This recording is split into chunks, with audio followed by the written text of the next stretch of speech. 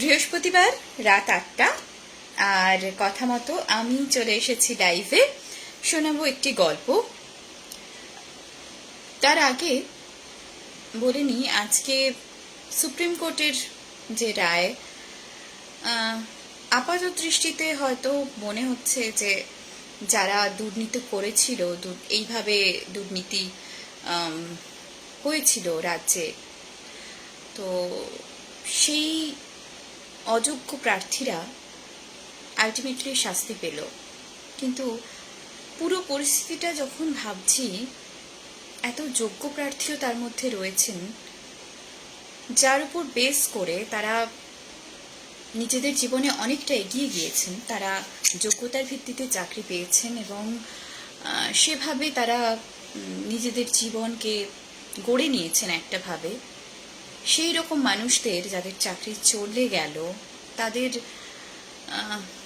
সত্যি কি করার আছে বলুন তো? আমি ঠিক বুঝতে পারছি না যে কিভাবে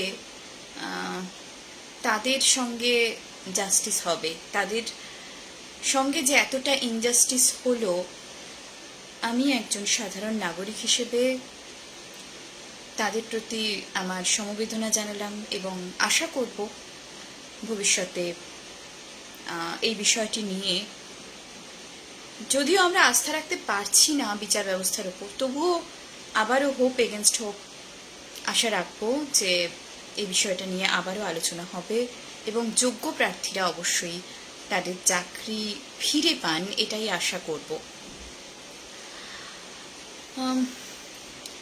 আজকে আমি একটা পোস্ট করেছিলাম, একটু হঠকারিতাই হয়তো হয়ে গিয়েছে, হয়তো না হয়ে গিয়েছে।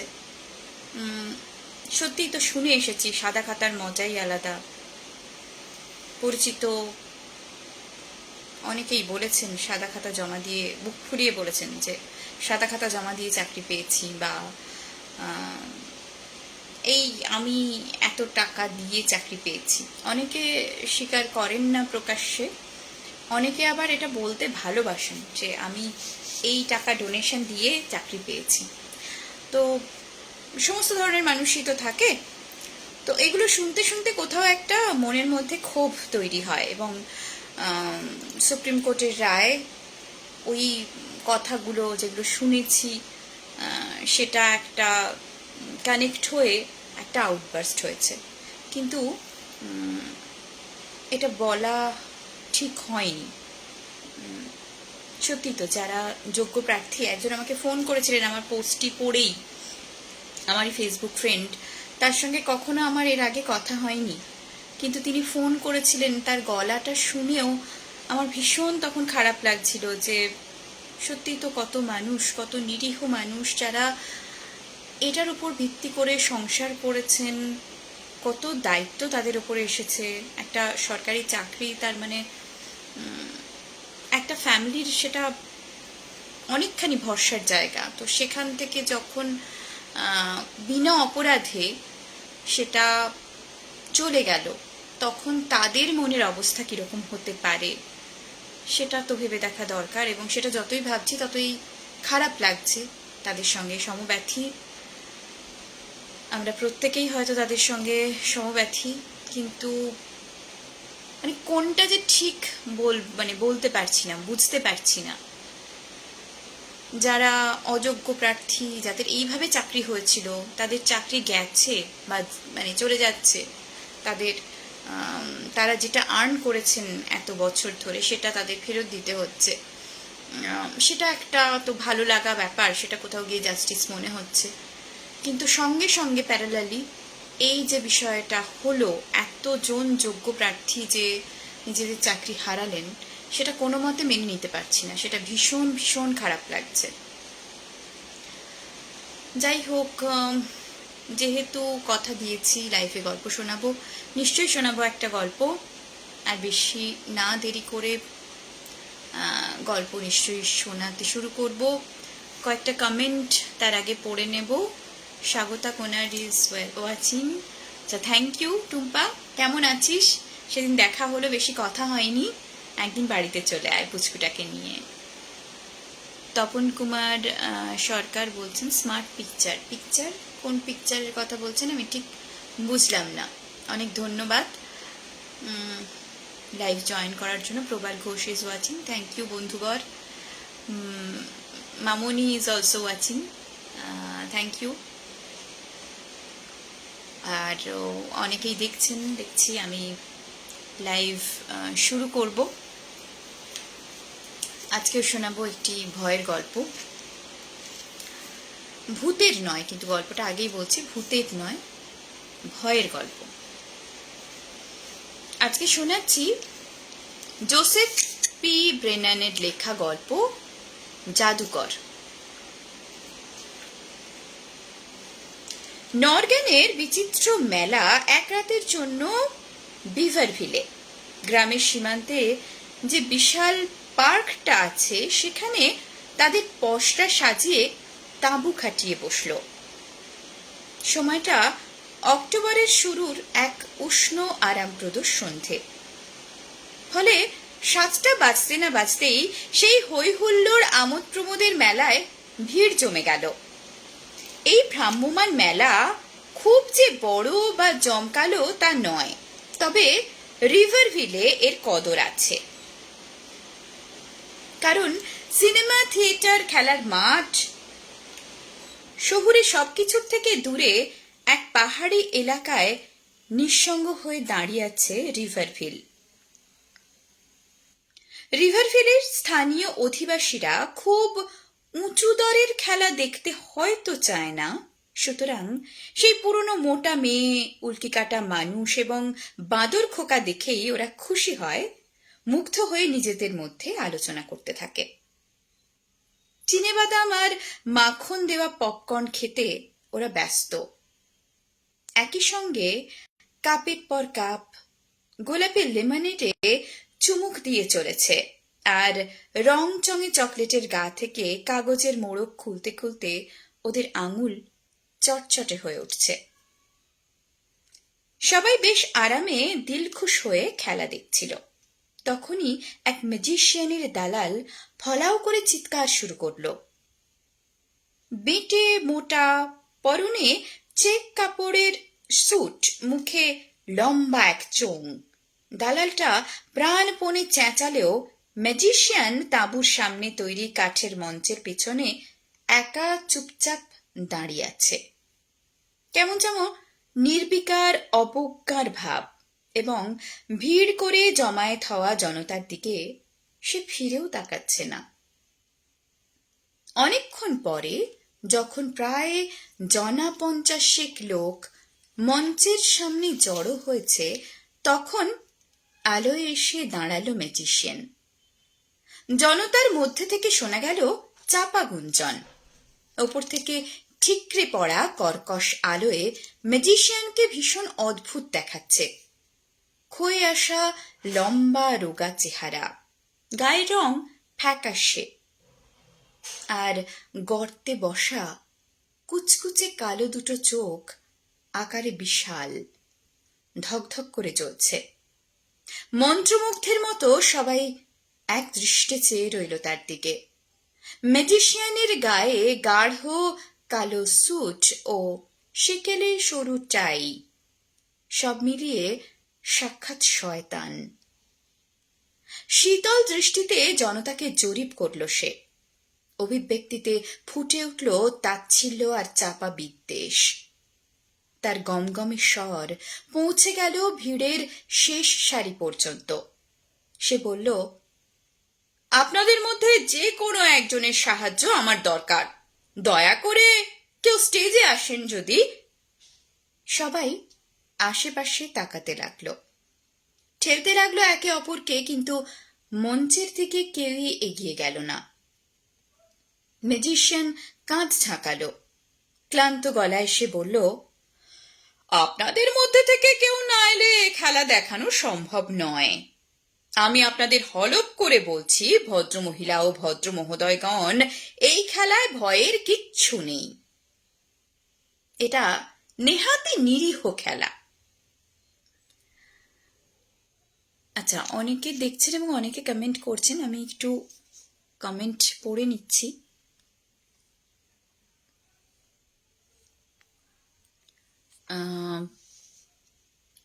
আব্দুল জব্বার উনি বলছেন, আমি নতুন হলদিয়া থেকে দেখছি। ওয়েলকাম।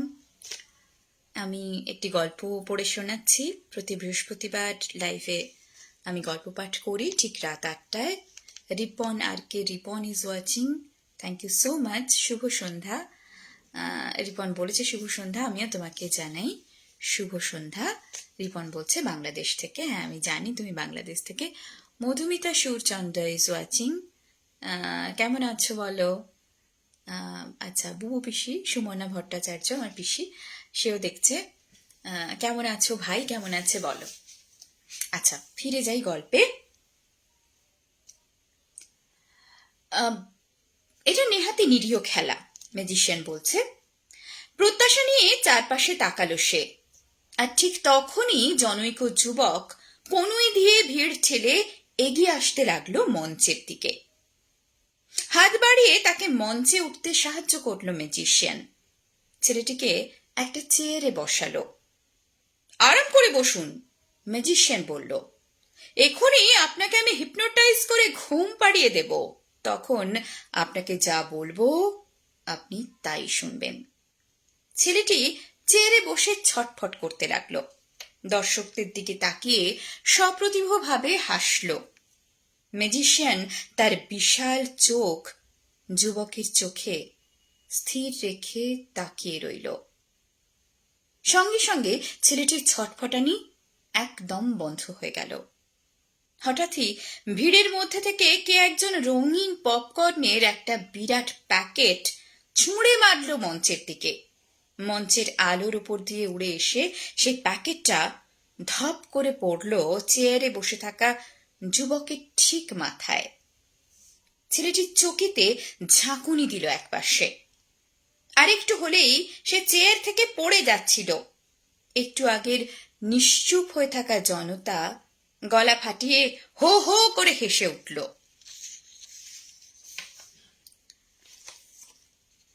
ম্যাজিশিয়ান রাগে কাঁপতে লাগলো।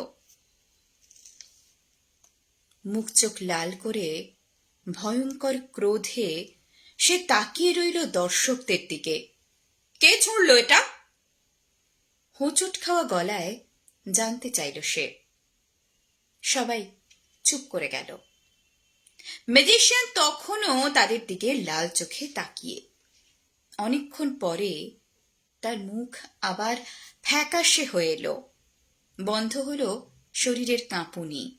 তার উজ্জ্বল চোখ দুটো একইভাবে জ্বলতে লাগলো। অবশেষে মঞ্চে বসা যুবকটির দিকে তাকিয়ে মাথা নাড়ল ম্যাজিশিয়ান। ছোট্ট করে ধন্যবাদ জানিয়ে তাকে বিদায় দিল। তারপর আবার ফিরে তাকালো দর্শকদের দিকে।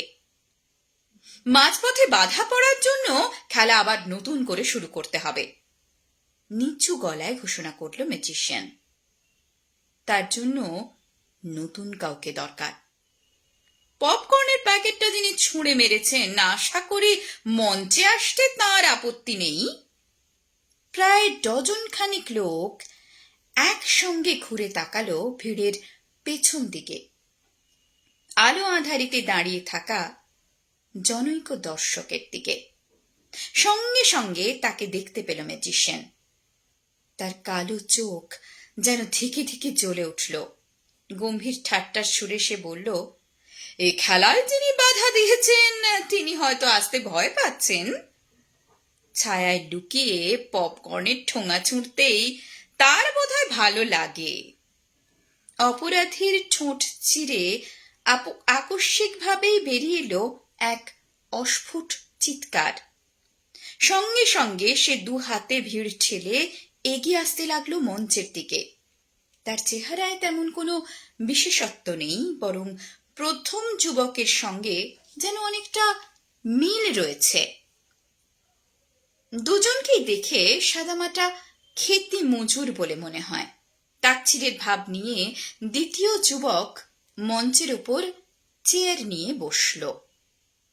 স্পষ্টই দেখা গেল প্রায় কয়েক মিনিট ধরে সে ম্যাজিশিয়ানের আরাম করে বসার নির্দেশ অগ্রাহ্য করতে লাগল। তবে একটু পরেই তার একরক্ষা ভাব মিলিয়ে গিয়ে সে অত্যন্ত বাধ্য ছেলের মতো তাকিয়ে রইল তার চোখের সামনে স্থির হয়ে থাকা জলজলে দুটো চোখের দিকে। মিনিট খানেক পরেই ম্যাজিশিয়ানের আদেশে সে উঠে দাঁড়ালো এবং মঞ্চের শক্ত পাটাতনের ওপর চিত হয়ে শুয়ে পড়ল। শোনা গেল দর্শকদের দ্রুত শ্বাস নেওয়ার শব্দ। এবার আস্তে আস্তে ঘুমিয়ে পড়ুন।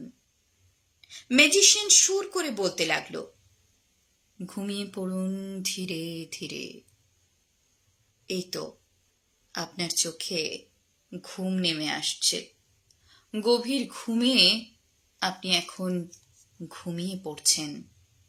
এবার আপনাকে যা যা আদেশ করব সব আপনি অক্ষরে অক্ষরে পালন করবেন। আমার প্রতিটি আদেশ আপনাকে শুনতে হবে, যা বলবো তাই। একঘেয়ে সুরে বেজে চলল তার কথাগুলো।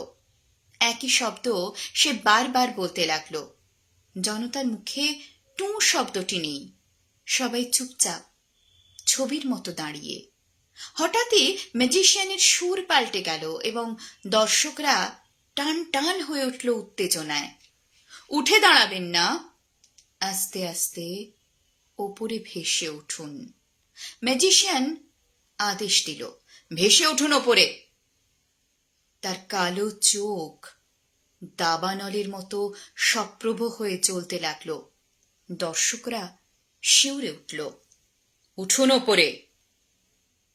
চমকে উঠে একসঙ্গে শব্দ করে শ্বাস টানল জনতা। মঞ্চে টান টান হয়ে শুয়ে থাকা যুবকের একটি পেশিও নড়ল না, কিন্তু সে ওই অবস্থায় ভেসে উঠতে লাগলো ওপরে। প্রথমে এত ধীরে যে ঠিক বোঝাই গেল না, কিন্তু পরক্ষণেই তার গতি ক্রমে বাড়তে লাগলো। উঠুন, গম গরম করে উঠল ম্যাজিশিয়ানের কণ্ঠস্বর। ছেলেটা ভাসতে ভাসতে ক্রমশ মঞ্চ থেকে বেশ কয়েক ফুট ওপরে উঠে গেল, কিন্তু তখনও তার গতি থামেনি। দর্শকদের মধ্যে তখন দৃঢ় বিশ্বাস যে এটা এক ধরনের ম্যাজিক ছাড়া আর কিছু নয়, কিন্তু তা সত্ত্বেও তারা অবাক বিস্ময়ে হাঁ করে দেখতে লাগলো। ছেলেটি যেন বাতাসে ঝুলন্ত অবস্থায় রয়েছে, নিরালম্ব হয়ে দোল খাচ্ছে সামান্য। হঠাৎই দর্শকদের মনোযোগ বিচ্ছিন্ন হলো, নিবদ্ধ হলো অন্য জনের ওপরে। ম্যাজিশিয়ান এক হাতে নিজের বুক চেপে ধরেছে। কয়েক পা টালমাটাল পায়ে এগিয়ে সে হুমড়ি খেয়ে পড়ল মঞ্চের ওপরে। ডাক্তার, ডাক্তার করে সবাই চেঁচিয়ে উঠল। চেক স্যুট পরা দালাল তাঁবু থেকে বেরিয়ে এলো, ঝুঁকে পড়ল মঞ্চে পড়ে থাকা নিথর দেহটার উপরে। সে নাড়ি দেখল, তারপর ধীরে ধীরে মাথা নেড়ে উঠে দাঁড়ালো। কেউ এক বোতল হুইস্কি এগিয়ে দিল তার দিকে, কিন্তু সে শুধুই কাঁধ ছাঁকালো। হঠাৎই জনতার ভিড় থেকে একটি মহিলা চিৎকার করে উঠল। সবাই ফিরে তাকালো তার দিকে। পরক্ষণেই মহিলাটির দৃষ্টি অনুসরণ করে তারা ওপরে তাকালো। সঙ্গে সঙ্গে আরো চিৎকার শোনা গেল, কারণ ম্যাজিশিয়ানের ঘুম পাড়ানো ছেলেটি এখনো ওপরে উঠে চলেছে। সবাই যখন মরণাপন্ন ম্যাজিশিয়ানের দিকে তাকিয়েছিল, তখনও তার গতি কমেনি। এখন মঞ্চ থেকে সে প্রায় 7 ফুট ওপরে এবং এখনো অবাধে ভেসে চলেছে। ম্যাজিশিয়ান মারা যাওয়ার পরেও সে তার শেষ আদেশ উঠুন অক্ষরে অক্ষরে পালন করছে। ঠিকরে বেরিয়ে আসা চোখ নিয়ে দালালটা পাগলের মতো লাফ দিল ওপর দিকে, কিন্তু বেঁটে হওয়ায় তার হাত সেখানে পৌঁছল না। শূন্যে ভেসে থাকা শরীরটাকে তার আঙুল কোনো রকমে স্পর্শ করল মাত্র। তারপরেই সে বিকট শব্দে পড়ে গেল মঞ্চের ওপরে। যেন কোনো অদৃশ্য দড়ির টানে ছেলেটি কাঠ হয়ে শুয়ে থাকা ভঙ্গিতে ভেসে চলল ওপরে। মেয়েরা পাগলের মতো গলা ফাটিয়ে চিৎকার করতে লাগলো। পুরুষেরা চিৎকারে দিশেহারা, কেউ বুঝতে পারছে না কি করবে। আকাশের দিকে তাকিয়ে থাকা দালালের চোখে ক্রমে জন্ম নিল আতঙ্ক। মঞ্চে লুটিয়ে পড়ে থাকা ম্যাজিশিয়ানের দিকে মরিয়া হয়ে একবার তাকালো সে। নেমে এসো ফ্র্যাঙ্ক, নেমে এসো! জনতা চিৎকার করে উঠল। ফ্র্যাঙ্ক, জাগো, নেমে এসো! থামো ফ্র্যাঙ্ক! কিন্তু ফ্র্যাঙ্কের পাথরের মতো দেহ আরো ওপরে উঠে যেতে লাগল। ওপরে, আরো ওপরে। একসময় মেলার তাঁবুর মাথায় পৌঁছে গেল। তারপর বিশাল বিশাল গাছ ছাড়িয়ে উঠে গেল ওপরে। অবশেষে পৌঁছে গেল নরম চাঁদের আলোয় ভেসে যাওয়া আকাশে। দর্শকদের অনেকে ভয়ে মুখ ঢাকল দুহাতে, মুখ ফিরিয়ে নিল।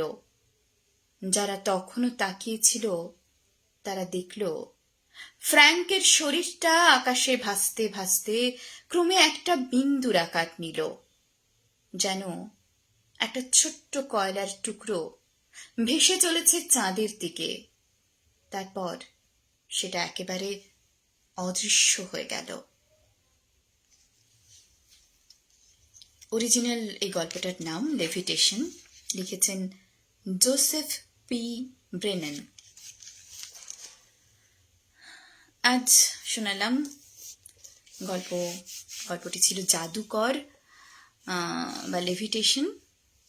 কমেন্ট কারা কারা করেছেন একটু দেখে নেব। সৌরভ চ্যাটার্জি বলেছেন অপূর্ব, অনেক ধন্যবাদ। Krishna Berapatra is watching. কৃষ্ণা, অনেক ধন্যবাদ তোমাকেও।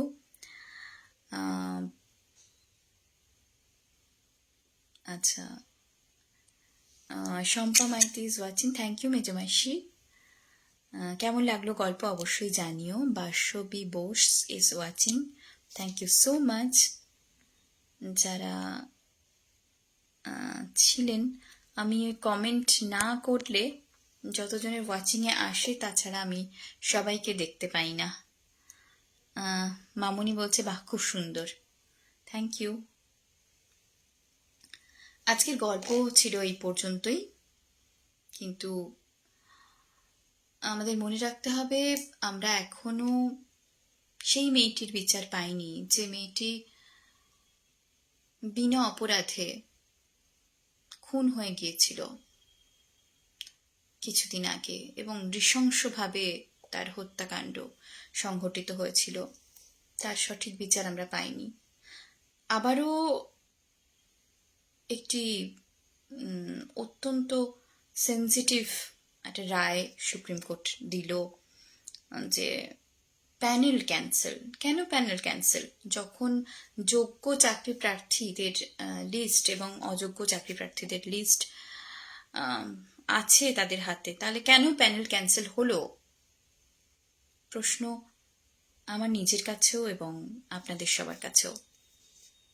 জানি না এরও কোনো সঠিক বিচার হবে কিনা, কারণ রায় তো দেওয়া হয়ে গেছে। কিছু বলার নেই, মানে কোথায় আছি, কিভাবে থাকছি জানি না, কি হবে ভবিষ্যৎ বুঝতে পারছি না। আচ্ছা, ইমরান খান বলছেন শুভ সন্ধ্যা, কেমন আছেন? আমি ঠিক আছি, আপনি কেমন আছেন? লাইভ প্রায় শেষের দিকে, আর আমার কানেকশনও স্লো দেখাচ্ছে, তাই আজকের মতো বিদায় জানালাম বন্ধুদের।